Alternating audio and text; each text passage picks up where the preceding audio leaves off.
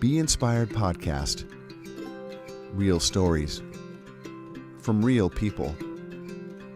Sharing stories of love and loss, struggles and perseverance, laughter and tears, and overcoming adversity.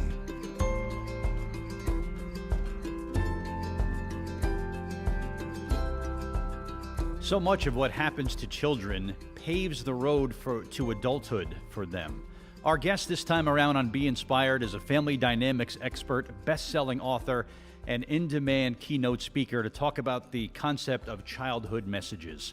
Hi, I'm Bert Barron. And I'm Lisa Anderson. And we welcome you in to Be Inspired. Lisa, so many things, experiences, exposures of things that happen to young people.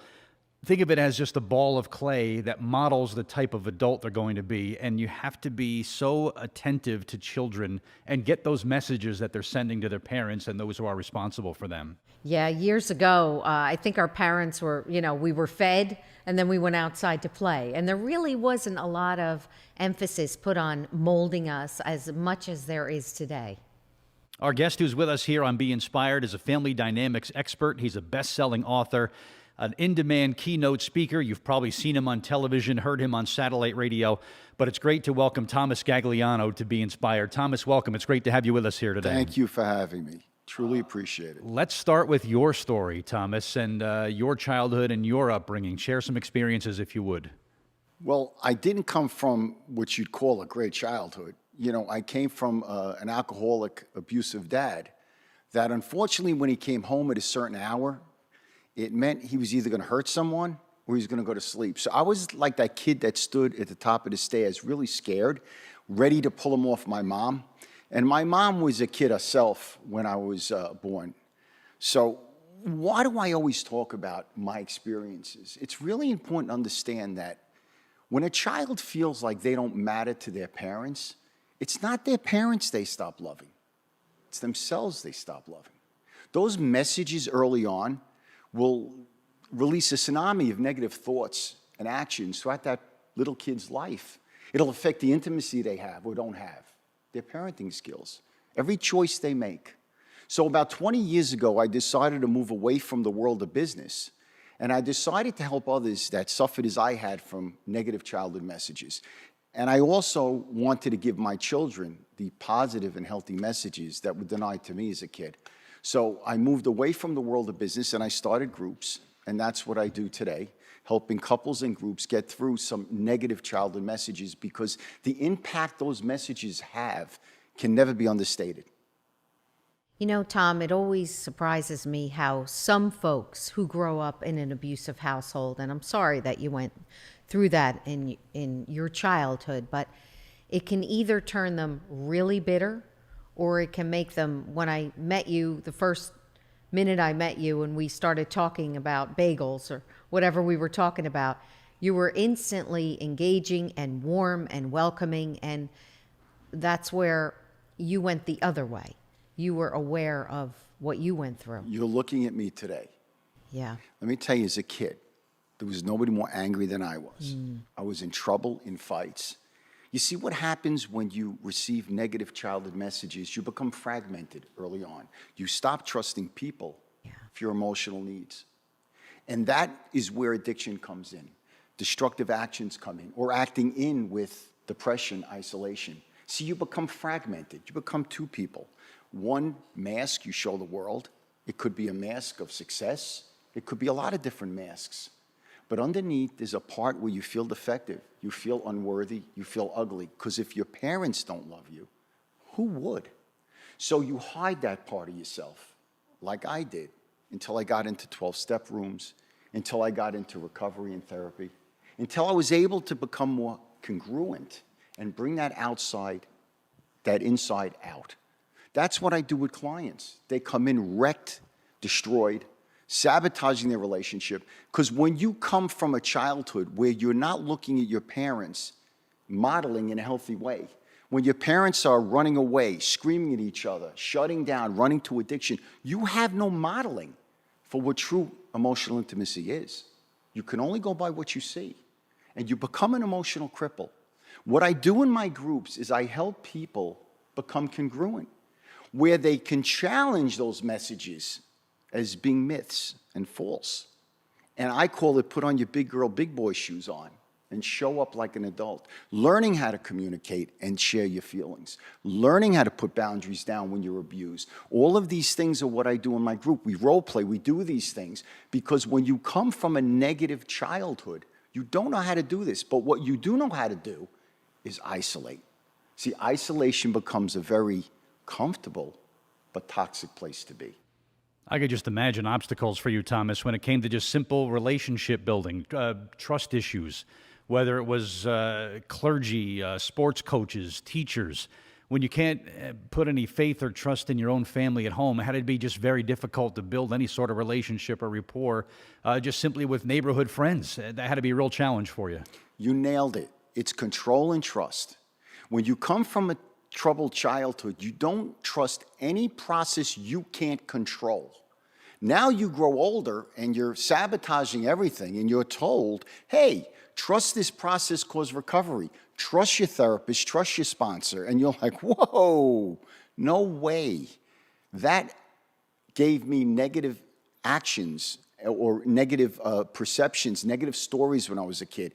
So what I do is I try to get people to trust a process that they can't control. But it's very scary for them to give over control because as a child, when you did that, bad things happened.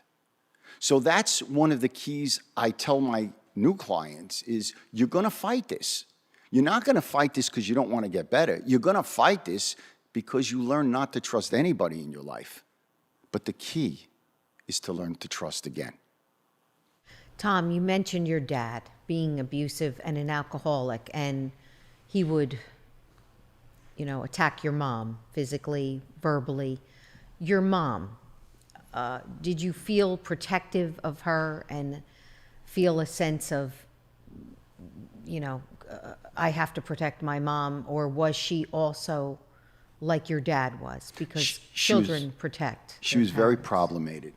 A parent's job is to always protect their children, but my mother was she would take me to hotels to catch my father with other women because she was hurting so much. She wanted to hurt him. We talk about this all the time. Hurting people hurt people. We see it in society all the time. Hurting people hurt people. And I was a hurting person. And I really wanted to hurt everybody. I was drinking out a lot of poison and hoping other people died. Didn't work. I couldn't fix the world. I had to fix myself. But that's what happens when you really have a lot of anger inside and you're really hurt inside. You really don't really allow others to help you because you just want to hurt because you're hurting. And that's really what I see in clients that come through the door until they learn to trust the process. Look, the cemetery is built with a lot of people that thought they could control their addiction. It's a very sad comment, but very true. And that's the piece of control that has to be surrendered. I look at a situation that a child today, Thomas, might be going through with social media and so much peer pressure out there and so many other things, where someone might express having a problem at home on some sort of virtual platform, which oftentimes I could just see that completely backfiring, unfortunately, on a young person. Just the pressures generated by the digital technology we have today has got to be just so tough on a young person. Yeah, many of us are getting addicted, the endorphins, just to hear the tweet sound, the computers, the messages. There's, I forget the name of it, but there's kids today getting plastic surgery to just look better on their selfies. There's a lot of addictions going on with social media, with cameras, with looks today.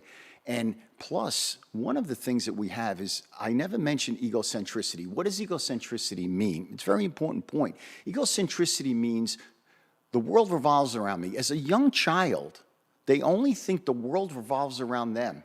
When their parents do something wrong, they think it's something that they did, like they didn't matter.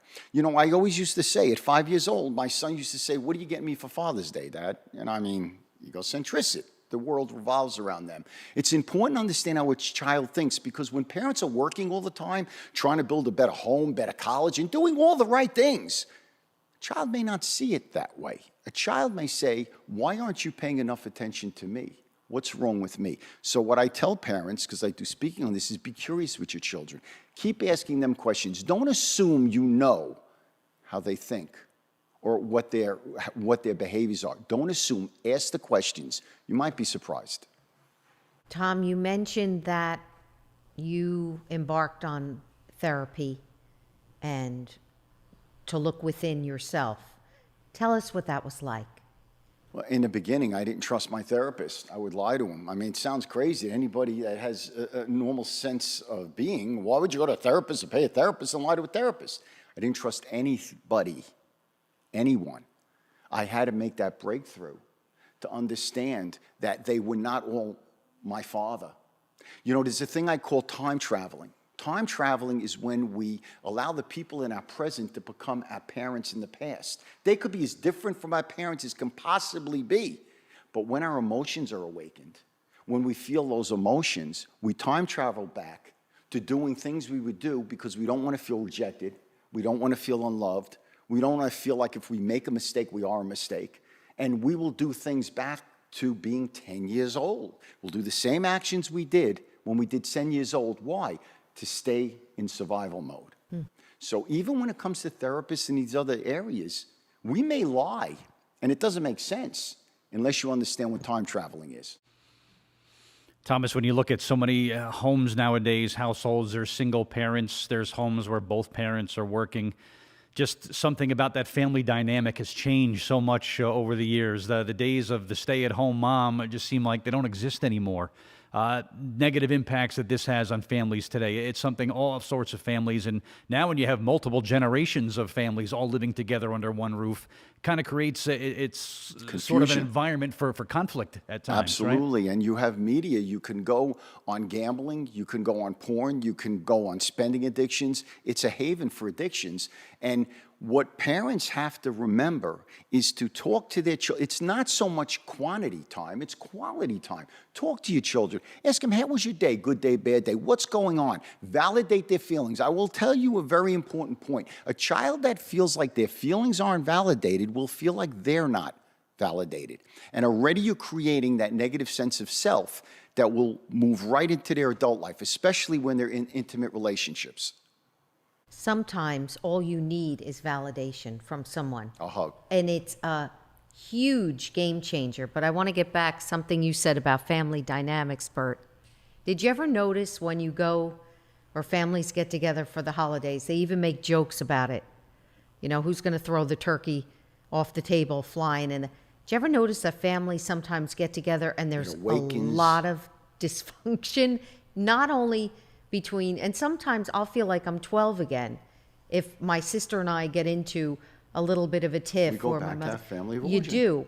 But what is it that causes so many families to just kind of feel like defensive around maybe a Thanksgiving dinner table and everybody's like, for the most part, I mean, but there's still that sometimes those odd feelings and everybody. We all go back to the roles we played in childhood. How many people play people pleaser role where they can't say no to their family of origin, even if it hurts their lives? Caretakers, invisible. We all go back to these roles. I wanted to touch on something very interesting, if I can, a quick story about my son, where he taught me. My son was pitching in a baseball game, and he didn't pitch good. He was the starter, the hero, and he pitched horrible. And I was walking in the dugout, wanting to talk to him about how he pitched. And I said to myself, you know what? Should I put on my little therapist hat and ask him how he's feeling? Maybe I'll put on my baseball cap and I'll help him with his follow through. Well, I walked into that dugout with those other kids, and he said to me, Dad, I need a hug. He didn't need a therapist. He didn't need a pitching coach. He needed a hug. So many times when we see our children struggling in whatever areas they're struggling in, I tell parents, stop for a minute. Think about what you would have wanted to hear from your mom or dad at that age. Let that compassion guide what you say and the way you say it. Because we go into so many times trying to fix them, trying to cultivate them, trying to steer them in the right direction. And man, let me tell you, sometimes they just need that hug. And he taught me a good lesson that day. Simple. Simple When we as- come back on Be Inspired, we'll spend some more time with our guest, Thomas Gagliano. We'll talk about some of his best-selling writing and also some information about where you could get some therapy and get some of the learning items from Tom, including his multiple online platforms and how you could have him address your group as well. We'll cover all that and much more with Thomas Gagliano next on Be Inspired. Moving is difficult. At Lowe's, it doesn't have to be. For all of your residential and commercial moving needs, contact 732-775-4118 or get a free FaceTime estimate. Lowe's, proudly serving New Jersey for over 96 years. IgA Nephropathy Foundation of America is a patient-centric organization dedicated to finding a cure and better treatment options for IgA kidney disease. If you or someone you know was recently diagnosed or to donate, please visit IGAN.org. In this new day and age of online meetings and presentations, you need the best team at the ready. Whether broadcasting your Zoom meetings to Facebook Live or live streaming a fundraiser event, SIRREEL Streaming Services, with over 10 years of experience, can add confidence to your next live stream event. Call or text 646-498-8888 or visit sir-reel.com. Feeling stuck with your health goals? Michelle Weber Integrated Fitness and Lifestyle Design specializes in integrating simple daily routines to get you moving towards strengthening your core and boosting immunity and resiliency. With over 15 years experience, Good. let Michelle's team help you reach your fitness and lifestyle goals by visiting michelleweber.com or on Facebook at Michelle Weber Lifestyle. Welcome back to Be Inspired. Our guest is family dynamics expert, best-selling author, and in-demand keynote speaker Thomas Gagliano here this time around in our episode of the show. Thomas, so much has been learned and just great information that you share in some of your writings, including your best-selling book, The Problem Was Me. That title alone screams just volumes to me, but talk about the writing process for you and what you hope to achieve with your books. By the way, my wife loved that title. She said, "You finally got it right." I said, "Thank you, honey. Appreciate that." So when everything for me early on was in my 12-step recovery, you know, they saved my life, and I really changed because my wife and kids left me early on. There's nothing like a good consequence that's going to get you to change.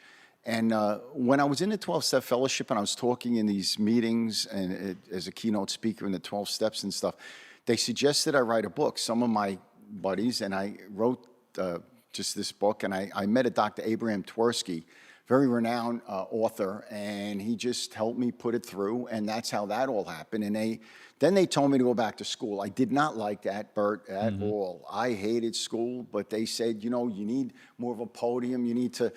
And I remember the day I went back to school, I walked out on my front step, and you remember, this 30 years later, okay, and I had my little loose leaf book with my pen. Here's my head, right? I'm looking up and I'm saying, I hope you're getting a kick out of this, God. You know, this is, you know, I got my cup of coffee, my water. Boy, was I in for a surprise. But I helped a lot of people that were also going for that course, and some sponsees, if you will, and they really helped maneuver me through the computer world that I was a dinosaur in. And that's how I went back to school, and that's how that happened. You know, Tom, you're talking about your kids' feelings and talk to them about it. There is also the other end where we call them helicopter parents, where everything has to be validated. And if they don't win something, you know, the Trophies world, for everybody, yeah. It's just, so I think maybe in that sense, you know, we lost the game, we lost the game. We went home, we took a shower, we went to bed. But now it's almost as if kids aren't allowed to feel the hurt or to feel disappointment. And I really feel that's a setup for disaster when you get older. It is. Look, everybody has to learn to fail. Yeah. Not be comfortable in failing, Right. but I don't know if there's anybody here that never failed at something. We all do. Right? I mean, we all do. More than So we once. have to teach our children how to dust it off and come back. Now, if we don't teach our children that, if we're always if we're not allowing them to get out of their own messes at times, figure out coping mechanisms, Right. they're going to get old enough that they're going to hit the world, and all of a sudden, guess who they're going to be mad at? the parent that jumped in all the time. I can't tell you how many parents will come to me. I don't understand why he's so mad at me or she's so mad at me. I was always pulling them out of everything. That's why they're mad at you, because they can't handle life. So you have to learn how to fail, not be comfortable in failing, but you have to learn how to fail, because when you get out there, mom and dad aren't going to treat you the way the world's going to treat you. I mean, the world's going to treat you as mom and dad are going to treat you. For sure. Right. Yeah. So many different addictions that are out there, Thomas, and in your work, and you've helped out so many people, whether it's the traditional things, alcohol, drugs and whatnot, internet addiction. You mentioned the gambling addiction, and that one to me is of particular terror, because my observations of people that have gambling addictions, you would never know until their house is going to foreclose and they have no money. And that's what I think makes that one particularly dangerous. You've probably seen that in your years of helping people. The leading rate of suicides in all addictions is gambling addiction. So it really is, but it's important to understand that addictions aren't the problem. They're not. They're the symptoms. The problem is the brokenness inside. That's the problem. Because if you help somebody stop gambling and they're not working on what's broken inside, we go back to childhood messages, we go back to fragmentation, we go back to egocentricity, they'll switch seats on the Titanic. They'll start drinking or start drugging or start, doing other sexual things that is going to sabotage their lives. So that's why, for me, I don't just zone in on the addiction, which sobriety has to happen, there's no doubt, but what is the brokenness inside that has to be fixed, that has to be mended? Because if you don't do that, they'll find another escape, because addicts do not know how to regulate their discomfort. They don't. In fact, anybody with really bad acting out behaviors, domestic violence, addiction, whatever, they don't know how to regulate their discomfort. They were never shown that as children. So when they're discomforted or when they're in conflict, they only know one thing. Let me go medicate it with addiction. It's called I call it destructive entitlement. And that's why I zone in on what's broken inside, to really give them a different perception of the world that they've always grown up with and looked at, because that's the healing process.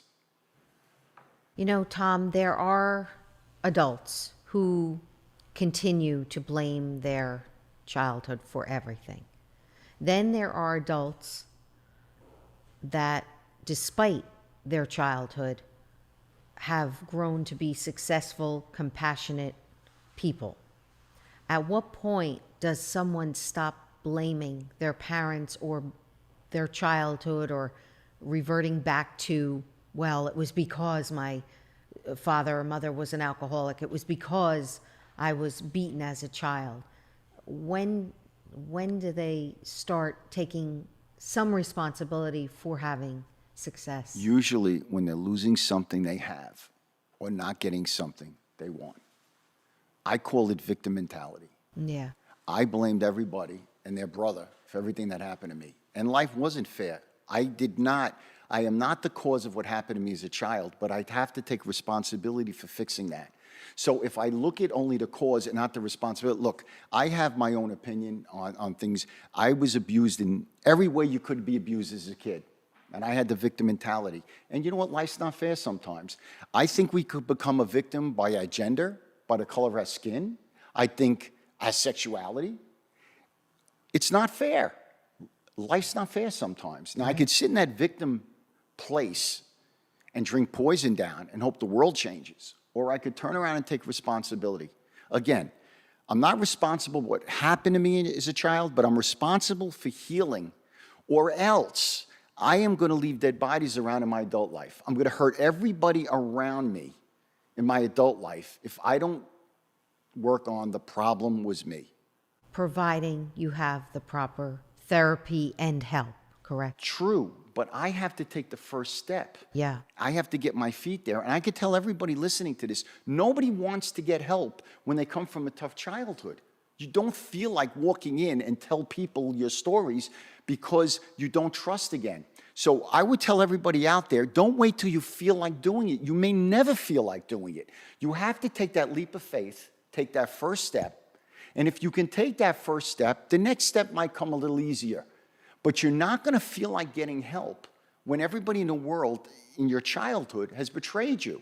You're not going to trust that process. So you have to do what you don't feel like doing at times in order to get better. Because isolation can be very comfortable, yet very toxic.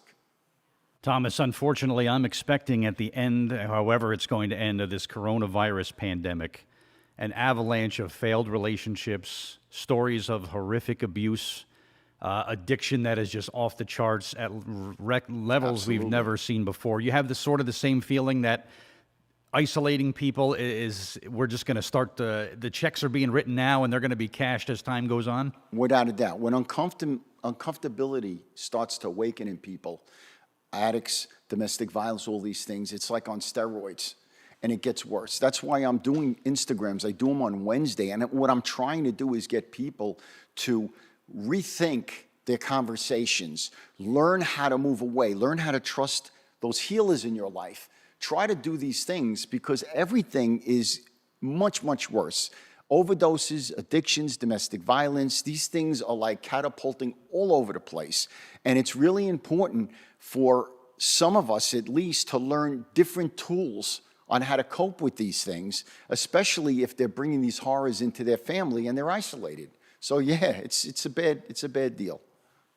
We should be proud he's doing Instagram now when you didn't even have a computer in the beginning. And So that's some of the there you positives. go. You're absolutely There right. you go. There's some of the positives, yeah. Tom, when a couple comes to you for themselves, for couples counseling, do you think that you can tell whether or not this is a futile attempt or whether or not somebody's going to try? And how does that... That's a great question. Yeah. You know, I ask a simple question. I take both partners and I say, listen, what could you do to make the relationship better? And then I go to the other one and say, what could you do to make the relationship better? And if they can't answer that, I kind of give them a little surprise. I go, well, we got to stop.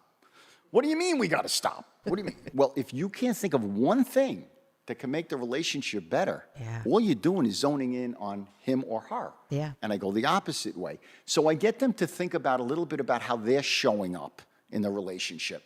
And what I find that's funny is they'll always give me different stories. We all have different stories, but at the end of the day, what does everybody want? They want to be a priority to the people they love. And at the end of the day, we have different stories that camouflage that. But at the end of the day, if a couple really makes the other one a priority, and that means takes actions, not words, actions to show them they're a priority, we're going to have good couple sessions after that. Yeah, that's true. And I hope the dialogue continues, Thomas, because it's unfortunately that something, whether it's a suicide or something has to happen to a very high-profile person, when all of a sudden then depression and mental illness, everybody talks about it, everybody weighs in on it, everybody has an opinion on it. What can we do to just make that dialogue constant? Because it doesn't go away. It doesn't wait to claim the life of a famous person. We got to keep that dialogue out there and keep it top of mind for so many people. And I know it just... people have so many other things to focus on, but it's such an important thing that we've lost way too many good people to. You know, it's a sad thing to say, but people really don't get better when they need to. They get better when they want to. And that's the tough piece here, is there's a lot of people out there that really need to get better, that they're hurting the people they love the most. But that doesn't happen until they want to. And if they want to, then they'll take direction on some of the tools I can give them. But the one thing I can't supply is the willingness to want to get better. They need to want to. And I think the first thing in conversations is always to validate the other person's feelings. You know, you don't have to agree with what they say, but at least give them the message that you hear them. The healthiest couples that come to me are the ones that have taken direction and have learned how to get through conflict, okay? Because we all have it, right? We all have it. So if I could learn how to get through conflict, through validation, through sharing my feelings, validating another person's feelings, and putting boundaries down, because I'm not going to get yelled at or abused if I'm sharing my feelings. And if that's what you're going to do, we're going to stop the conversation. But if they could follow a simple format on how to have conversations, which is really the key to any relationship, I know they're in a good place. You know, Tom, it's known that you really cannot be in a successful or loving, healthy relationship unless you love yourself. Oh, yeah. How do you teach, I guess, these kids or couples that they have to love themselves? Because if you don't, you're always going to be lashing out at the other one. Look at me, I'm hurting. You know, why aren't you helping me? But when in actuality, we have to learn. Great within. question. I tell everybody all the time, you're the common denominator in all your relationships and the key ingredient to happiness. So when I have a lot of women will come to me and say, listen, we got to get my husband into a marriage session. I go, no, we don't. You have to work on you. Show up as a healthy person. That's the best way to get our spouse, believe it or not, to get help, is when they say, what's going on here? You're really not taking my garbage here. You're really showing up like a healthy person. What's going on here? You know, so I always focus in on what was the messages you received on childhood that set up the role you're playing today. Are you the people pleaser role? Are you trying to fix your husband's problems more than they're trying to fix their problems? What is going on with you in this relationship schema that is creating the problem? So let's focus in on you. And many times I'll have them begin individual counseling way before they want to do the couples counseling, which is what they want to do. Fix them, fix them, fix her. Well, it doesn't work like that. It's fixing you and healing what's broken inside of you so you can show up like a big girl, big boy, and put on your big girl, big boy shoes on. And that's really the beginning of changing the schema, because the glove doesn't fit as well when you take care of yourself and you work on yourself. True. Of particular difficulty it is for a couple or parents that are having a tough time. I can't imagine what it's like for kids in a household like that, Thomas. A lot of my friends grew up in single-parent households, and I was lucky to have a mom and a dad my entire upbringing. It's got to be so tough on kids. And obviously there's impact, there's scars. Some people deal with it better than others do. What are some factors as to why some kids just seem like they got this and other kids just seem like they never quite kind of gain any traction as an adult? It's the messages from the parents. First of all, you know, we see the percentage of kids that grow up in a fatherless relationship or relationship with the father being, you know, not healthy like I did. And the odds of them getting in trouble, the odds of them not going to school, the odds of them going into addiction are greatly enhanced. So we that's a statistic, we know that.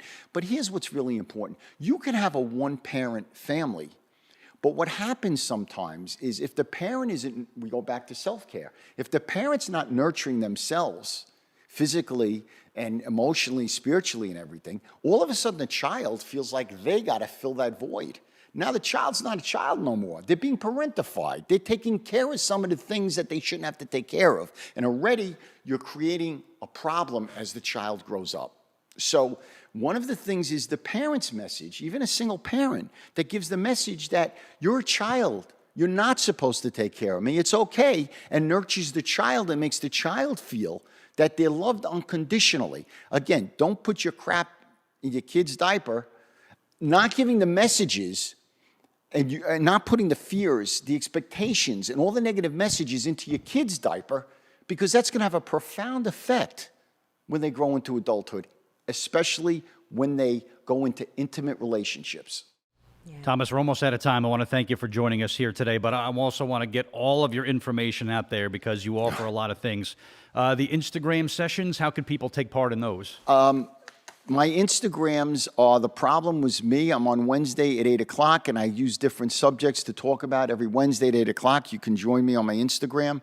And my podcast, anywhere you listen to podcasts, if you put in The Problem Was Me in the search bar, you can flip. I have 24 20-minute podcasts. I talk about a lot of different things. So YouTube channel and website, people can find you there? And my YouTube channel is Thomas Scagliano. Thank you for asking me, because I always mix everything up, and I'm always getting feedback from my medical assistant. No, you got them reversed. So the YouTube is Thomas Scagliano. Okay, So, and people can contact you to come out and lecture and speak as a keynote speaker?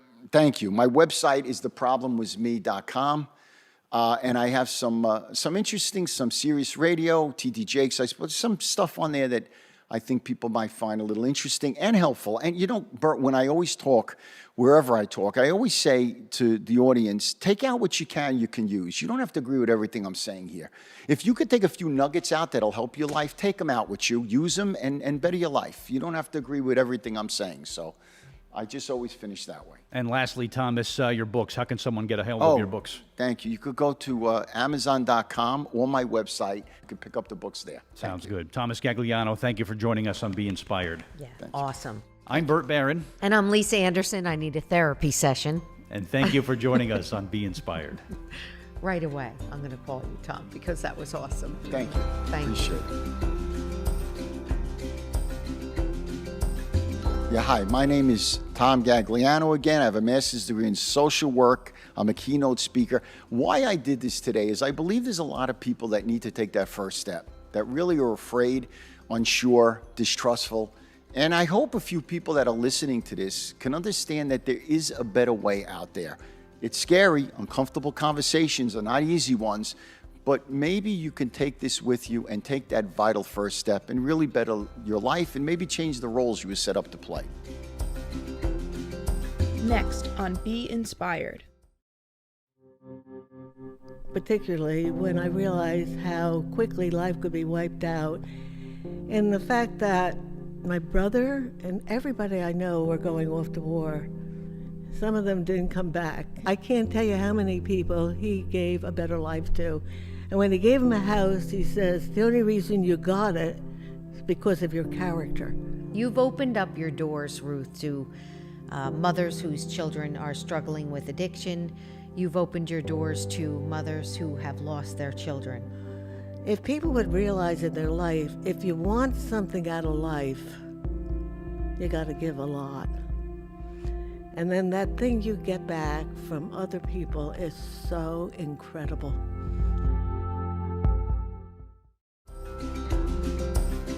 Be Inspired with your hosts Bert Barron and Lisa Anderson Puleo. Directed by Rod Weber. Created and produced by Michael R. Doyle. Co-producers Bert Barron, Lisa Anderson Puleo, and Erwin Sternberg. Executive producers Rod Weber and Sean M. Sternberg. Editor Rebecca Gruber. Social media team Rebecca Gruber, John Franklin, and Luke Lograno. Filmed at New Beginnings Foundation, Wall Township, New Jersey. And thanks to our sponsors, Loews Moving Service, IgA Nephropathy Foundation of America, Michelle Weber Wellness, and SIRREEL Stream Services.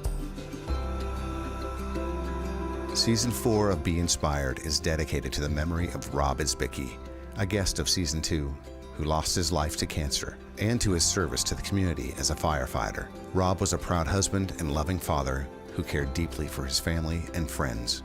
Our prayers are with Rob's family during this time.